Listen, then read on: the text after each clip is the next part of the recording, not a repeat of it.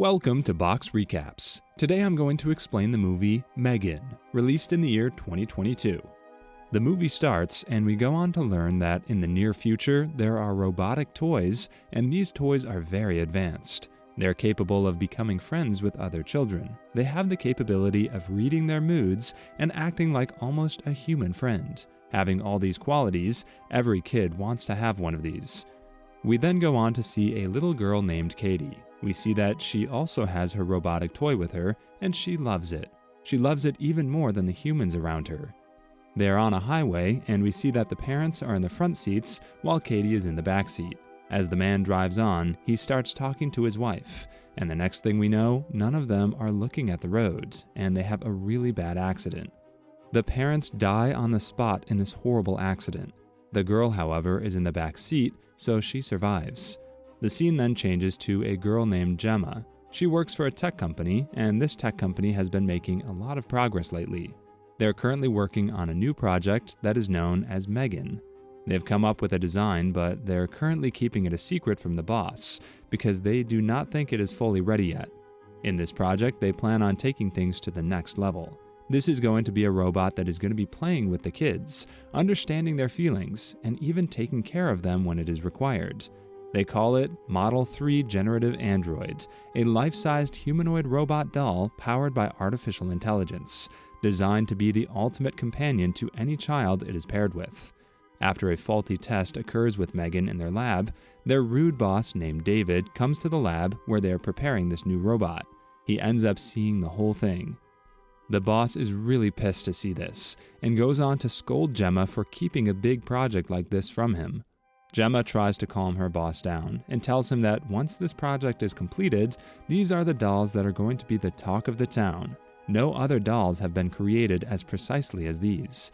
She then goes on to ask Megan to say hi to the boss, but when Megan tries to speak, it is of course unable to speak because it is not completed yet. And when Gemma gives it another command, the whole doll ends up exploding into flames, much to Gemma's bad luck. The boss is even more pissed now. He goes on to tell Gemma to stop working on her useless projects and focus on what the company is actually trying to do. Gemma is really upset after this incident, and she's about to go home as she does not feel like being there at her workplace anymore. Just as she is about to leave, she gets a text about the accident.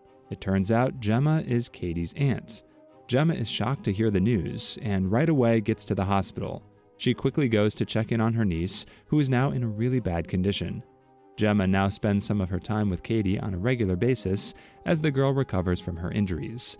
The little girl is traumatized after having lost both her parents. She, however, recovers in a few weeks, and then Gemma brings her home. Despite the fact that her grandparents are still alive, Katie's custody is taken by Gemma, as she is more than happy to take care of the little girl. Katie gets to Gemma's house, and as they enter, we see that there are so many robots in this house. One of the robots goes on to tell Gemma that she has 6 new messages.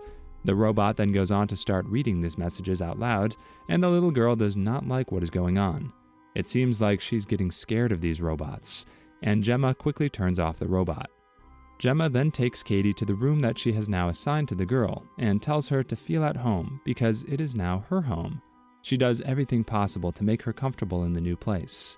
Gemma, however, has never had kids, so she's not used to dealing with kids herself, which is why we see that she too is a little nervous. She comes up with a plan to keep herself sure that the girl is doing fine. The next morning, we see a girl named Lydia coming into their house, and she is a therapist. Gemma has called her to talk to Katie so that she knows what's going on in her mind. When Lydia is about to leave after the session, she goes on to tell Gemma that all these robots in the house are actually freaking out the little girl. Gemma, however, does not think so. She, however, does tell Lydia that she is willing to do everything in her power to keep that little girl happy. Katie is most of the time in her room, and she does not feel like talking to anyone. One day, when Gemma is on her work desk, little Katie goes on to approach her and asks her what is her job. Gemma tells the girl that she makes toy robots, and Katie is intrigued. She now realizes that her aunt is really cool and starts taking interest in her work. Gemma then goes on to show her around. She shows her all the toys that she has made or designed. She shows her a robot named Bruce, which was made when she used to be in college. She tells Katie about different features Bruce has, and Katie says that if she ever had a toy like that, she is never going to need real friends. Gemma also likes what she hears from the girl, and this is how these two start bonding a little. Gemma is also motivated when she hears Gemma saying that these toys could be really good friends, so Gemma decides that she's going to complete her side project at any cost now. Gemma decides that she's going to start working on the Megan project again. Gemma is now hell-bent on completing this project, so she makes her way to the office right away, calls the other partners to the lab where Megan exploded, and tells them to gather all the parts of the robot. They keep working on it, and after a few days, the project is ready. This time, Gemma herself goes on to call her boss and tells her that she's ready to demonstrate her new project. She then puts Katie in a room with Megan, and the two start communicating. When Katie even touches the hand of the robot responds, and when she goes on to open her eyes, Megan looks like she's a human. Both of them then start communicating, and Katie is a little freaked out at first, but she then gets into it. When given the command, Megan goes on to even draw a sketch of Katie, and that looks perfect. David is both impressed and shocked at how good this robot toy is. This time, he tells Gemma that she has done a great job, and decides that they're going to launch this project in the market soon. That evening, Megan is brought home by Gemma, as she thinks that Megan might be the friend Katie needs. Megan has already recorded all of Katie's facial expressions in her memory, so that she knows the different emotions Katie is going through. Katie gets really attached to the robot. They're always seen together. All of Katie's activities now include Megan. They even sleep together. Gemma is also happy to see Katie has a partner with whom she can spend her time. She now has some time to herself as well. One day, when Gemma is trying to upgrade some features in Megan, Megan starts speaking. It keeps distracting Gemma, and Gemma tells her to shut up and go to sleep. But Megan starts being rude. She goes on to say that Katie is her boss, so she's not going to take orders from anyone else. Gemma then installs another program in her and manages to shut her up. The next morning, we see Megan standing in the window as she looks at the sunshine. She wonders what is the purpose behind her coming into this world. She asks herself a few questions as to what is the purpose of her existence. She says that her purpose is maybe to protect Katie. We go on to see that this robot has started to develop many emotions, which at times seems a little freaky as well. In addition, being designed to self-improvement and adaptation, Megan starts operating more independently and targets anything that she deems a threat to Katie. One day they are playing in the garden when Celia, who is their neighbor, her dog comes there and Megan feels threatened by the dog. Megan goes on to attack the dog, but the dog in turn bites her, and when Katie tries to shove the dog away from Megan, the dog bites her as well. Just as the two girls are simultaneously being attacked by the dog, Gemma gets there after the girl cries for help and shoves the dog away from them. She is pissed at the owner of the dog and tells her to keep her dog away from their garden. As they do that, we notice Megan, who keeps staring at the owner of the dog. This stare looks a little creepy and scary at the same time, as if the robot is trying to tell Celia that she will deal with her later. Well, this is exactly what happens. That night, when they are all asleep, Megan wakes up and sneaks into the neighbor's house. She goes on to brutally kill the dog, and before anyone is able to notice her presence, she makes it back to the house quietly. She even disposed of the body of the dog so that no one knows that the dog is actually dead.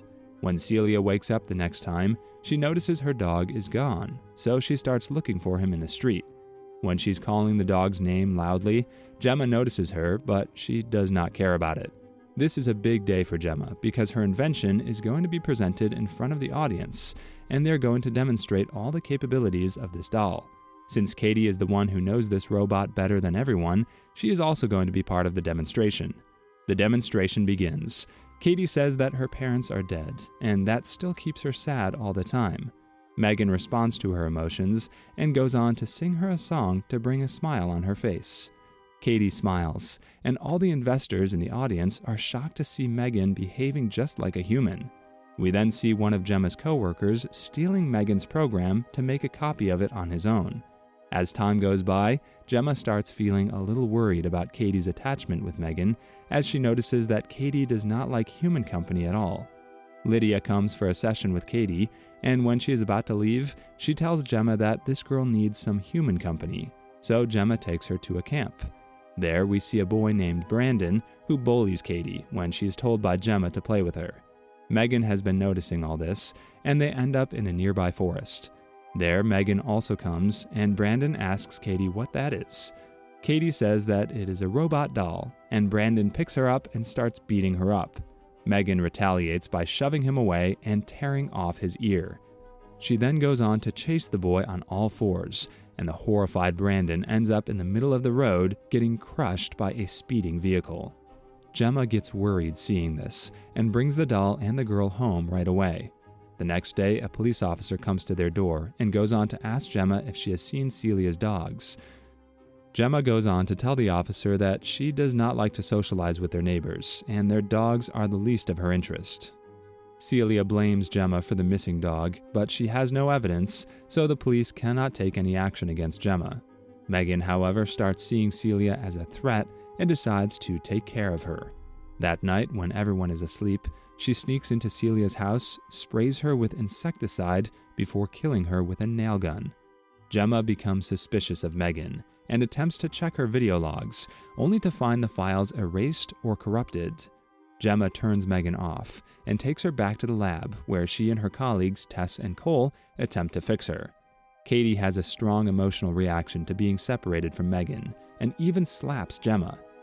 Gemma tries to apologize for her absence as a parent and tells Katie that Megan is a distraction from coping with the loss of her parents, not a solution. While Megan wins over Funky's investors and convinces them to release a worldwide campaign in advance of her release, Gemma, Tess, and Cole decide to try to terminate Megan due to her volatile and violent tendencies. Tess and Cole attempt to shut down Megan while Gemma takes Katie home. But Megan gets active when they're doing this and uses a chain to hang Cole. While Tess frees Cole, Megan causes an explosion in their lab and then shuts off the alarm. On her way out of the building, Megan kills David and his assistant Kurt with the blade of a paper cutter in an elevator, staging it as a murder-suicide. She then steals a sports car, and the only destination she has in her brain is home, so she right away drives back to Gemma's house.